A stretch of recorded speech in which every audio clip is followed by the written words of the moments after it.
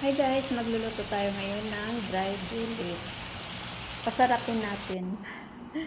Meron tayong chili na manghang na yan. Konti lang ilagay natin. Corn pepper, garlic, sibuyas, carrots.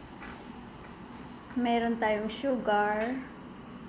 Meron tayong crushed red pepper. Vinegar. Ito yung ating dilis. Kakabili ko lang kanina. Then, hugasan lang natin para matanggal yung alat. Pero ganito talaga ako, pipipito ko lang. Hinugasan ko talaga bago ko pipilitin.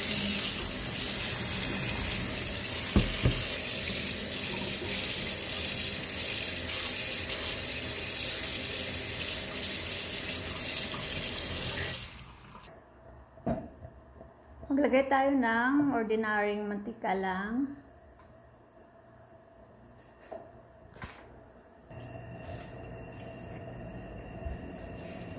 Pag mainit na, ilagay na natin yung ating dried dilis.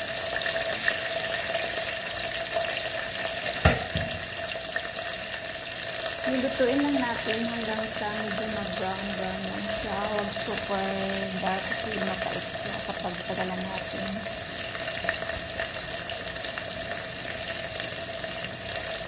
Haluin lang natin para hindi masunog yung nasa ilalim.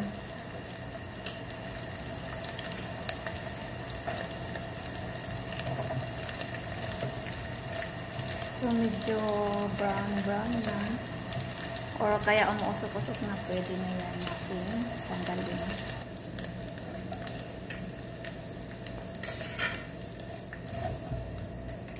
So, hanguin lang natin para matanggal yung mantika at sasalain natin.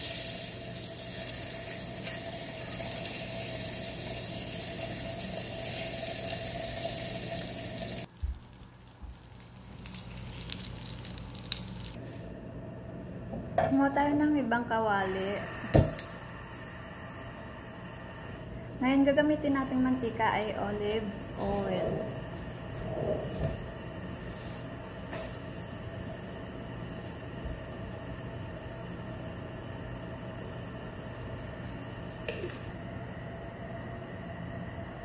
Pag medyo mainit, nalagay na natin yung bawang.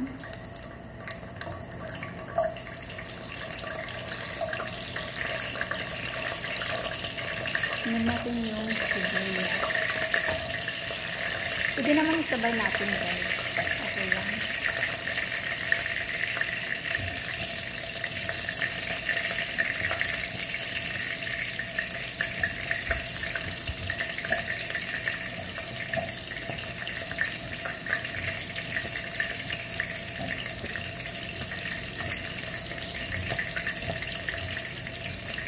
Kapag medyo nagba-brown yung sibuyas natin or bawang, pwede na natin ilagay yung natira natin sangka.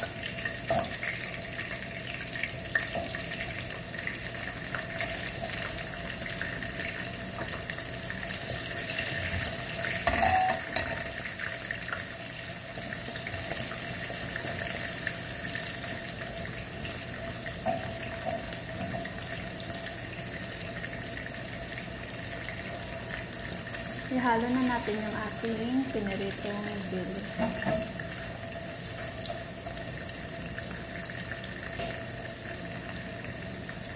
Lagay na natin yung sugar, yung pepper natin na crushed, then vinegar. Ito guys yung lasa niya, manghang, matamis-tamis, and then maasim-asim.